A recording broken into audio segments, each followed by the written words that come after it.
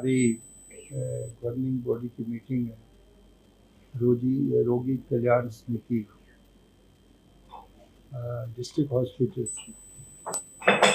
इसको पहले हमारे डिप्टी कमिश्नर चेयर करते थे और सरकार ने एक नई नोटिफिकेशन निकाली है कि जो डिस्ट्रिक्ट्स के जो मंत्री लोग हैं वो इसको चेयर करें।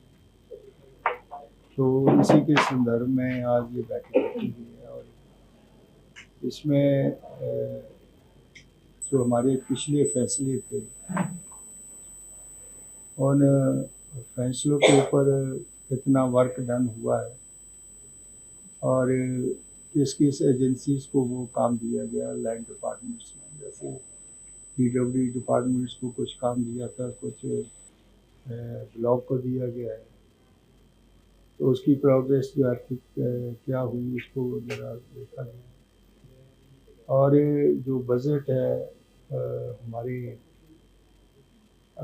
इस हॉस्पिटल के बारे में, इनकम क्या हुई है, एक्सपेंडिचर क्या हुआ है, किस किस मद में कितना कितना पैसा खर्च किया, तो इसका ओवरऑल व्यू जो है वो देखा गया।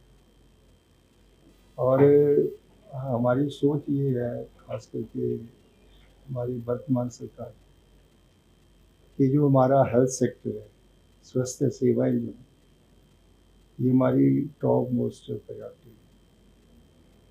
और हेल्थ सर्विस को हम चाहते हैं कि लोएस्ट जो रंग है हमारे सब डिवीजन लेवल, उनके हॉस्पिटल्स को और ज़्यादा स्ट्रेंथन करें।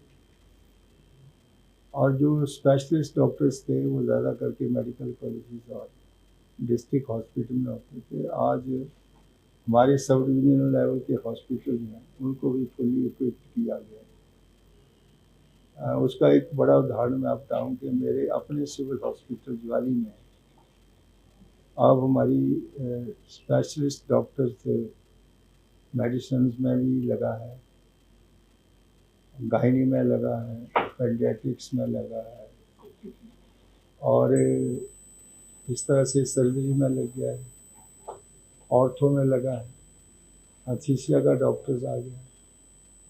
तो एक एक हॉस्पिटल में 6 से 7 स्पेशलिस्ट लेवल है। अब एक सब डिवीजन की बात बताइए, आप बताइए हिमाचल प्रदेश के जो हमारा जितने विधानसभा क्षेत्र उनका एक एक हॉस्पिटल सब डिवीजन लेवल, उनको फुली इक्विप्ड किया। और ये अच्छी सोच है कि हमें जो गरीब लोगों को दूर दराज के हॉस्पिटलों में लंबी लाइनें लगा के खड़ा होना, और उनको जो है वो बिल्कुल डोर स्टेप के ऊपर सारी फैसिलिटी मिली।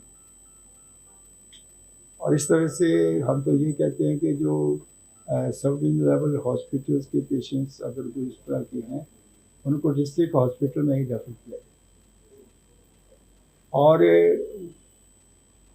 मेडिकल कॉलेज में वही पेशेंट जाएँ जो रेफर्ड हो, जो किसी एलिमेंट से लंबे समय तक उनका उपचार ना हुआ हो, क्योंकि वहाँ रिसर्च भी होती है और वहाँ पर फैसिलिटीज भी ज़्यादा दी जाती है। इसी तरह से कुछ हमारे टेस्ट हैं जो कि हम बाहर देते हैं और काफ़ी बार जाके पेशेंट को ज़्यादा पैसा देना पड़ता है, तो उन टेस्ट को भी हम टांडा मेडिकल कॉलेज में भेजें जहाँ हमें फैसिलिटी है, ताकि मिनिमम पैसा खर्च करके उनको जो है वहाँ पर टेस्ट का प्रावधान मिल सके। और इस तरह से जो हमारे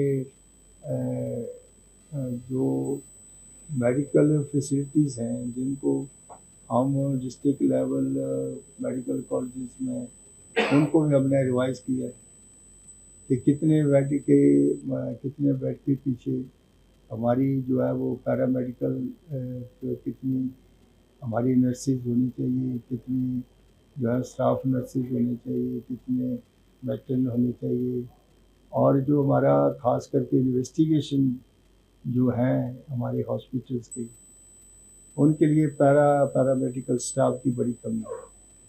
और जब हम टांडा मेडिकल कॉलेज में जाते हैं या डिस्ट्रिक्ट हॉस्पिटल में जाते हैं तो हमें 3-3, 4-4 महीने का टाइम दिया जाता है कि आपका जो है वो अल्ट्रासाउंड जो है वो 15 दिन के बाद होगा, लाइन लंबी लगी है। तो हमने कहा कि हम ज़्यादा जो है वो सपोर्टिव स्टाफ लगा के उस फैसिलिटीज़ को हम मिनिमम 1 हफ्ते, अगर किसी को ज़्यादा भी टाइम देना तो 1 हफ्ते से ज़्यादा नहीं। उसके जो है वो अल्ट्रासाउंड भी वहाँ पर हो जाए, उसकी जो है वो दूसरे जो टेस्ट है वो MRI करवानी है, दूसरे टेस्ट हैं वो भी टाइम के ऊपर मिल जाए, ताकि उसका जो टाइम ट्रीटमेंट है वो टाइम के ऊपर